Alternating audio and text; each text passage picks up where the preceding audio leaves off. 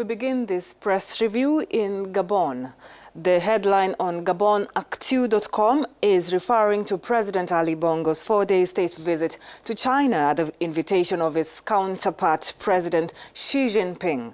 This is Bongo's 12th visit to China, but his first after winning the presidential elections a few months ago. The Daily reports that the two sides signed 4 cooperative documents covering areas of economic technology, infrastructure, and cultural communication. President Ali Bongo also met senior representatives of 5 of the largest industrial groups in the country with China Road and Bridge Corporation. It was a question of the construction of the Port-Gentil-Omboué Road, described by both partners as the project of the century in Cameroon. And the China State Construction Engineering Corporation said it would ensure the construction of the stadium in Port-Gentil is completed before the start of the African Cup of Nations slated for January next year in Gabon. The paper concludes by saying the president, together with his wife,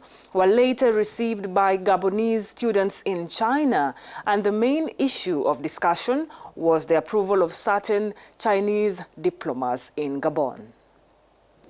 To Namibia now, where the government is seeking to find ways of fighting child sexual violence. According to the Namibian Gender Equality Deputy Minister Lucia Witbooi said on Wednesday that sometimes it's difficult to get information from victims of sexual violence, especially children, because they do not know how to express themselves, or they are threatened by their abusers, making it difficult for them to speak out.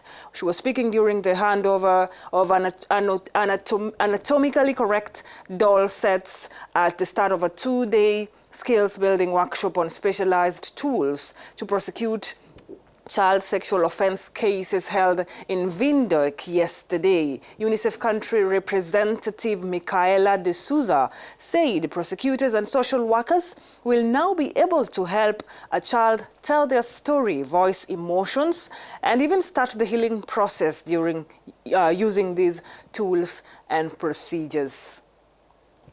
We finished this press review in Egypt, where Aram Online is reporting that Aza Soliman has been released on bail. The prominent women's rights advocate was arrested yesterday for her alleged involvement in the illegal foreign funding of NGOs. She has been accused of receiving funding with the aim of harming national security, founding an illegal entity engaging in NGO activities, and tax evasion. Aram Online recalls that in mid-November, the renowned rights advocate and lawyer was barred from traveling as she was leaving Egypt for a human rights event in Morocco. A number of activists are also being investigated in the case and have been banned from traveling and even their assets frozen.